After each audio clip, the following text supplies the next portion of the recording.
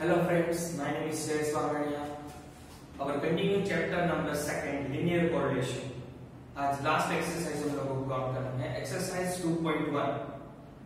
Exercise 2.1 में third method utilise करना है, स्कैटर डायग्राम। हमें डायग्राम ड्रॉ करना है। हमने सेकंड वीडियो में देखा था, तो उसमें हमने इंटरप्रिटेशन किया था, partial correlation, partial positive correlation, negative correlation. आज उसी पे हम डायग्राम ड्रॉ करके इंटरप्रिटेशन करना है। Exercise 2.1 question number 1, draw a scatter diagram and interpret it.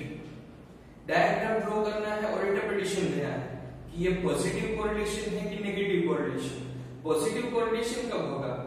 जब variable x and y same direction में चलेगा। जब variable x and y opposite direction में चले तो नेगेटिव कोरिलेशन हो जाएगा।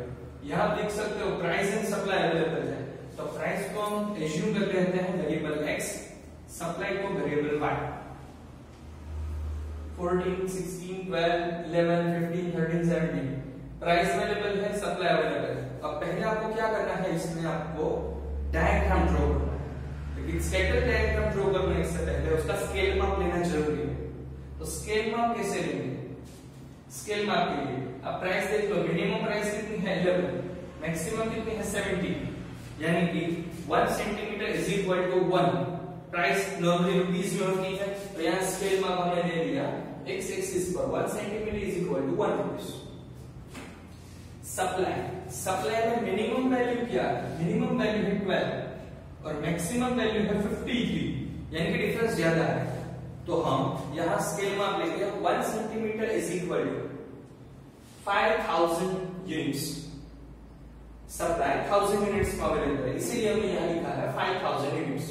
अब देख सकते हो मैंने यहां डायग्राम पहले से ही ड्रॉ कर लिया है, y एक्सिस और x एक्सिस।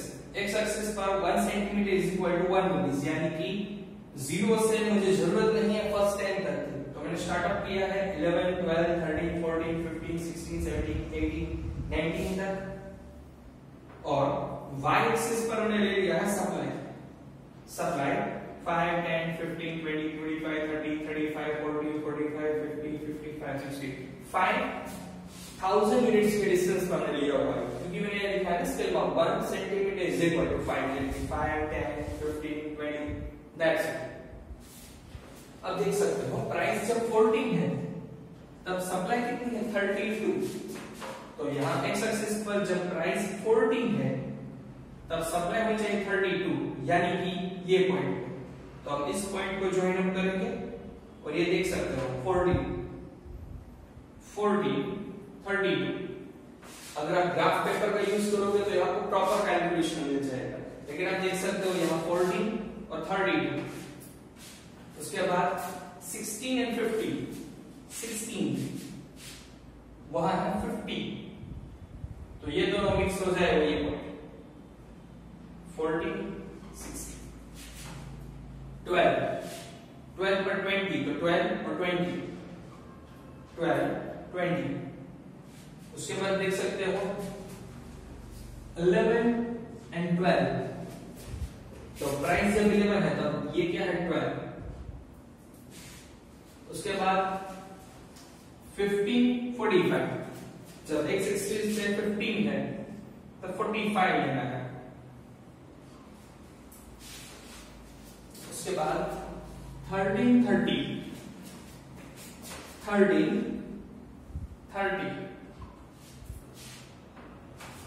लास्ट में 17, 53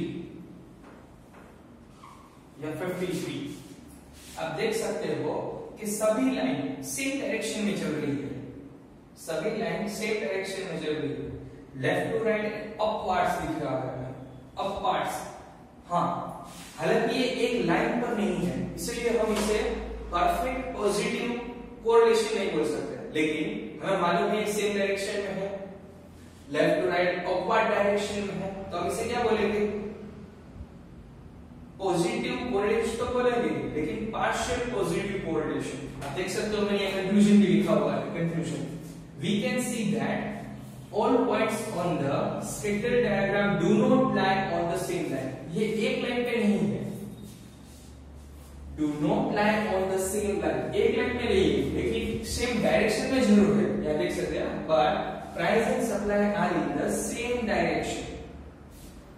सो we can say that there is a partial positive correlation between x and y. ये हो गया हमारा कंक्लूजन क्वेश्चन नंबर 1 के लिए. इसी तरह का क्वेश्चन नंबर 2 है, उसमें भी यही करना है. ड्रॉ ए स्केटर डायग्राम, यहां एडवर्टाइजमेंट को x एज्यूम कर लो और प्रॉफिट को y एज्यूम कर लो. उसके बाद हमें डायग्राम ड्रॉ करना है. यहां मैंने सिंपल डायग्राम ड्रॉ किया हुआ है, परफेक्ट कैलकुलेशन नहीं है, लेकिन जब आप लोग कैलकुलेट करोगे तो प्रॉपर स्केल मार्क लिखना है. स्केल मार्क क्या लिखोगे? 1 centimetre is equal to 1. X axis पे लिखेंगे आप 1 centimetre is equal to 1. Y axis में भी वही लिखना है 1 सेंटीमीटर इज इक्वल टू 1. 5 और 8 है, एक्स एक्सिस पे 5, वाई एक्सिस पर 8 है, तो आप लिखना है 5 और 8. एक्स एक्सिस पे 6 है, वाई एक्सिस पे 7, तो 6 है, यहां पर 7 है एक्स एक्सिस पर, तब 9 प्रॉफिट है भाई, तो 7 है तब यहां 9. इसी तरह आप डायग्राम ड्रॉ करोगे तो ये भी एक लाइन पे नहीं है, but on same direction, left to right, upward direction. इसका मतलब पार्शियल पॉजिटिव कोरिलेशन. एक्सरसाइज 2.1 में इसी तरह का क्वेश्चन है. आपको स्केटर डायग्राम ड्रॉ करना है और इंटरप्रिटेशन करना है. अगर लेफ्ट टू राइट एक ही डायरेक्शन में हो तो perfect positive correlation. Left to right एक डायरेक्शन में है लेकिन एक लाइन में नहीं है तो पार्शियल पॉजिटिव कोरिलेशन.